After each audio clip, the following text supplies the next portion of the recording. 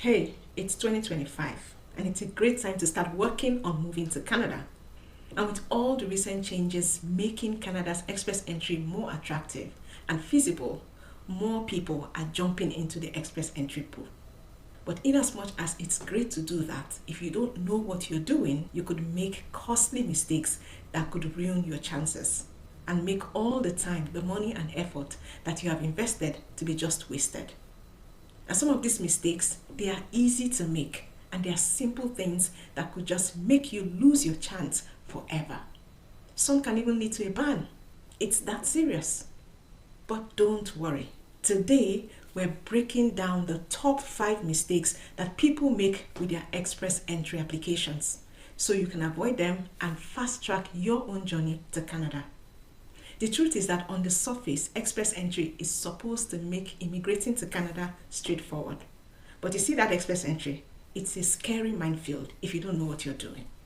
Every year, thousands of applicants get rejected, not because they don't qualify you, but simply because they made avoidable mistakes. So please, whether you're just starting or you're already in the pool, this is the information you cannot afford to miss. So let's get started with the top 5 mistakes that you must not make, or else you will get rejected in your express entry application. Let's start with the most obvious mistake, which is lying or bending the truth, otherwise known as misrepresenting information. You might be thinking, oh, I would just exaggerate some facts here and there. What's the harm in exaggerating my work experience? Brother, sister, the harm is huge. Misrepresentation could lead not just to a rejection, it could lead to a 5-year ban from applying again. That's 5 years wasted because you decided to lie a little. Don't do it. It's not worth it. I know someone who claimed to be a manager, but they couldn't back it up with pay stubs or reference letters because he wasn't a manager. Of course, RCC found out and his application was denied. What was the point? So please be honest. If you're missing documents, explain why in a letter of explanation. RCC is strict, but they are fair if you are upfront with them and you tell the truth about maybe information you don't have or documents that you don't have. So rather than telling a lie, please be upfront and admit that you don't have that information or you don't have that document. Honesty is the best policy.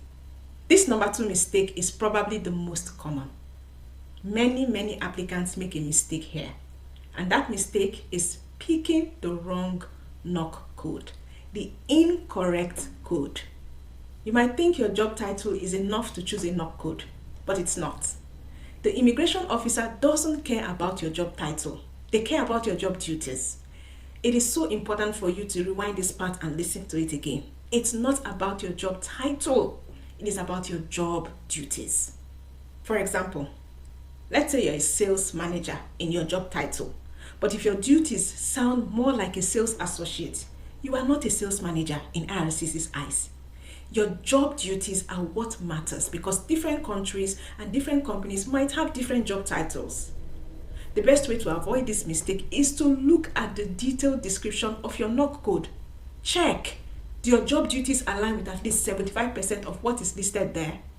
If not, then that is not your NOC code. It's wrong. Find the right NOC code. Go and look for another one where your job duties aligns more with like 75% of what is listed in the NOC code on the NOC code website. This third mistake annoys me because it's completely avoidable.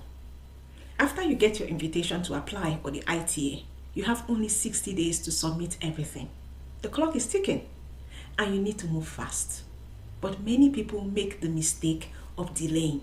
They miss that deadline or they submit incomplete documents because they are rushing. Some people don't know that police certificates, sometimes it takes a long time to get in some countries. So they wait too long to get these police clearance certificates, they wait too long to get other documents, and they somehow are not able to have everything in time to submit before that 60 days runs out on them. Some people even go ahead and submit incomplete documents because they just want to rush and meet up that time. RCC most times doesn't send reminders. If your file is incomplete, they reject it. End of story. So please start gathering documents before you get your ITA. Be proactive. And for things like police clearance, like I said, some countries take months. So get it early. gather your documents, or at least have an Excel list of all the things you're going to get, all the documents you're going to need, how you will get them. So it's not when you get the ITA, start thinking about, oh, how do I get this reference data? So how do I get this? You already know. So you are already hitting the ground running once you get that ITA. That's the best way that I can advise that you do it. Number 4 mistake is messing up your proof of funds. Many people also get this wrong. First of all, you need to understand how much you need to show for your family size. RCC looks at consistency and the source of funds when they are looking at any bank statement that you submit. So what this means that if you suddenly deposit large sums of money into your account, maybe 2 weeks or 3 weeks before you apply, they will ask, where did this come from? You need to give them an explanation. If you are receiving a gift, include a gift deed that is up to date and complete. Please, you need to work on your proof of funds. Make sure you're submitting at least 6 months of bank statements, and make sure you're explaining any lump sum deposit that is entering into your account probably a few weeks before your application. That's what the letter of explanation is for. Use it. The number 5 mistake is ignoring expiry dates for language tests and even the education credentials. Some people don't know this, but note that your IELTS or CELPIP is valid for only 2 years, and it must be valid at the time of your application. If it expires while you are waiting for your ITA, you need to do it again and update your profile. However, if you've gotten your invitation to apply, it doesn't matter whether the IELTS expires or not while you are doing the application. And for the education credentials, it lasts for only 5 years. So please keep an eye out for the dates on your documents, because it's easy to miss out on these things. Some people don't even know when the IELTS or the education credential will expire, so they are not even checking. You need to be checking. So let's recap. The top 5 mistakes that you must watch out for in your express entry application are: 1. Misrepresenting information. 2. Picking the wrong NOC code. 3. Missing deadlines or submitting incomplete documents. 4. Messing up proof of funds. And 5. Ignoring expiry dates for your language test and other documents. Express entry is not about luck. It's not. It's about precision. It's about strategy. It's about preparation. Every mistake that we've discussed today has wrecked thousands of dreams, but it doesn't have to wreck yours. That's the power of preparation.